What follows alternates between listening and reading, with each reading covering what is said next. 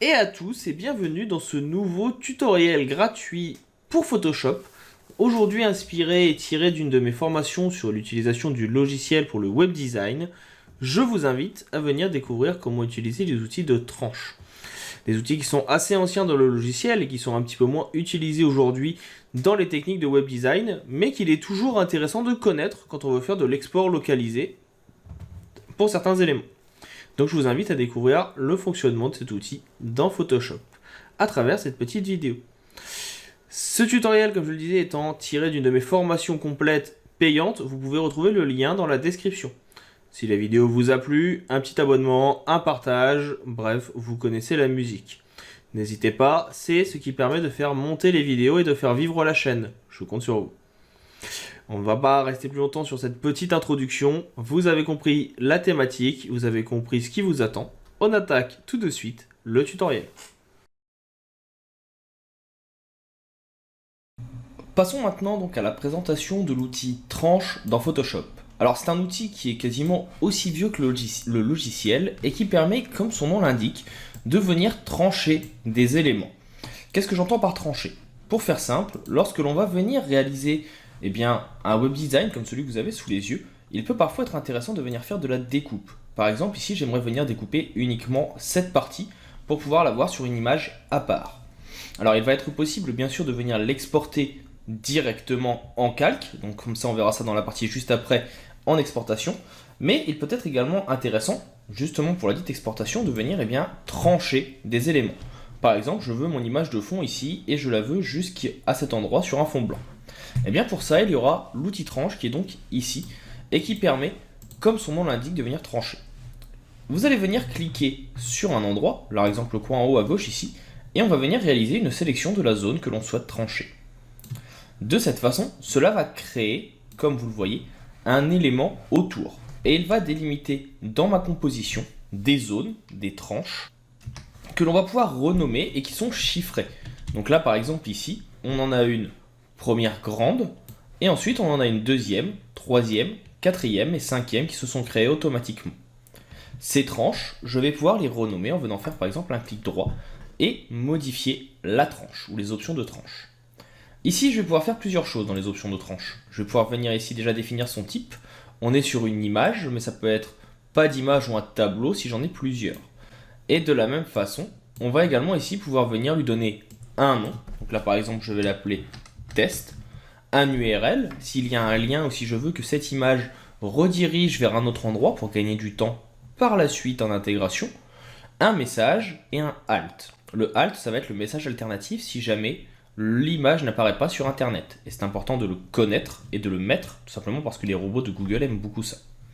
On va pouvoir définir sa taille et son positionnement dans notre composition par rapport à l'axe X et Y. X étant la gauche et Y le dessus. La hauteur et la largeur, et bien sûr le type d'arrière-plan si jamais je dois en mettre un, si jamais ici je demande à ce que au fond de ma photo il n'y a rien et que de ce coin là je sois sur transparent. Je peux définir qu'il doit rester transparent ou s'il doit être noir, blanc ou une autre image. Je clique sur OK et j'ai ma tranche qui est ainsi créée. Je peux bien sûr venir créer plusieurs tranches. Il peut être intéressant par exemple ici de venir faire un petit appui sur Shift ou majuscule et venir tracer ici autour de mon cercle une tranche pour pouvoir l'exporter.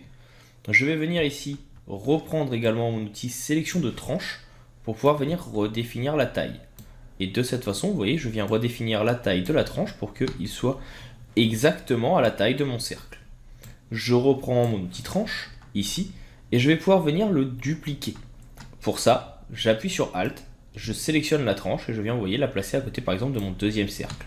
Ça me crée une tranche numéro 5, etc., etc. Et vous voyez que ces tranches sont automatiquement renommées en fonction du nombre de tranches présents dans la composition. On voit ici par exemple que la tranche qui était à la base la numéro 5 devient maintenant la numéro 13.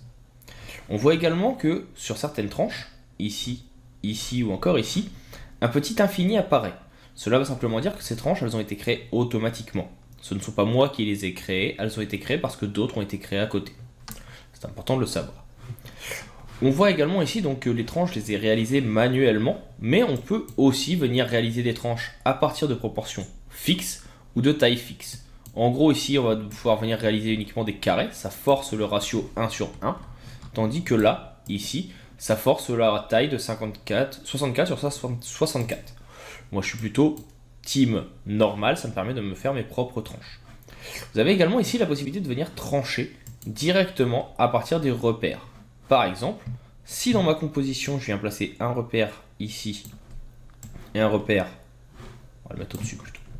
Hop, je déplace en appuyant sur barre d'espace ici. Je peux demander à ce qu'on me crée des tranches entre ces repères. Pour ça, je reprends mon outil tranche et je tranche d'après les repères. Et vous voyez qu'il vient découper une première tranche, une deuxième et une troisième. Ça peut permettre de venir faire de la découpe rapide et en quelques instants. Et ensuite, une fois que mes tranches sont définies et que j'ai tout ce que je souhaite, là je reviens en arrière parce qu'il m'a supprimé mes autres tranches du coup, je peux revenir avec ce que nous avons vu en exportation dans le menu précédent, dans le chapitre précédent, CTRL SHIFT majuscule, c'est pareil, SHIFT ou majuscule, ALT et S. Et ici, quand je viens dans Optimiser, qui va être donc le menu qui me permet de visionner mon élément avec les différentes retouches, si je dézoome avec un CTRL- et que je me balade, on voit que mes tranches sont visibles. Et ces tranches, je peux venir les sélectionner ici. Je vais par exemple venir sélectionner ici mes 3 cercles en appuyant sur Shift. Je vais demander à ce qu'elles soient en JPEG, comme il y a un fond de couleur, je veux le garder. Je peux définir leur taille, etc. etc. Et si je viens dans Enregistrer ici, j'ai Paramètres et Tranches. Je vais venir ici donc dans toutes les tranches et je vais venir sélectionner les tranches que je souhaite exporter. Par exemple, toutes les tranches utilisateurs, c'est les tranches que j'ai réalisées moi-même. C'est celles qui n'ont pas le fameux petit symbole infini. Et les tranches sélectionnées, ça va être uniquement les 3 que je viens de sélectionner avec Shift. Paramétrage par défaut, c'est ici que je vais choisir ce que je veux exporter. Des images arrière-plan, du XHTML ou autre. Et dans Format, le format de l'image. Est-ce que je veux exporter le code HTML qui placera les images? Est-ce que je veux le HTML et les images ou que les images? En général, je prends uniquement les images ici. Je vais me placer dans le dossier OnePage qui est le nom que j'ai donné à celui qui contient la partie Web Design. Et maintenant, si j'enregistre ici, que j'exporte et que je viens dans mon dossier Data, je viens dans Tuto, j'ai ici donc pour entrepreneur, OnePage, on a un dossier image qui s'est créé et il va contenir nos 3 tranches, comme vous pouvez le voir ici, avec le nom, comme je ne leur ai pas donné de nom spécifique, des tranches 3, 5 et 7. Donc on a bien 3, 5 et 7. Et de cette façon, j'ai tranché, découpé et exporté les éléments que j'ai besoin uniquement. A savoir que si par exemple j'avais voulu exporter celle-ci, donc que l'on voit mais que je ne veux pas le fond transparent, ou plutôt je veux le fond transparent que je ne veux pas le fond imagé, pensez bien à faire un CTRL-clic sur l'image de fond. Alors là, il n'a pas voulu parce que je suis encore en mode recherche, donc CTRL-clic et à venir le rendre invisible. On voit également qu'il y a donc encore d'autres backgrounds, je viens les effacer et les rendre invisibles les uns après les autres, je les sélectionne.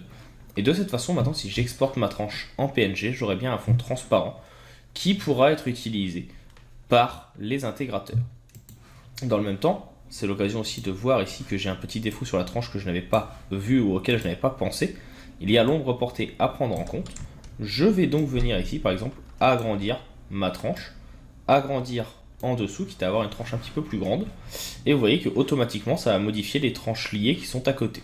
Et si j'exporte maintenant celle-ci, donc je reviens CTRL majuscule ALT S, on va venir ici récupérer la dite tranche, je clique dessus, vu que c'est elle qui m'intéresse, je la veux en PNG, j'enregistre, tranche sélectionnée, enregistrée, et si je viens maintenant dans mon dossier, on voit qu'elle apparaît, qu'elle est bien donc sur un fond transparent. Donc voilà pour ce petit chapitre sur les tranches. On va maintenant voir la vidéo sur l'exportation parce qu'il y a possibilité d'exporter des éléments beaucoup plus rapidement dans Photoshop depuis quelques temps maintenant. Donc on va voir où ça se trouve et comment ça marche.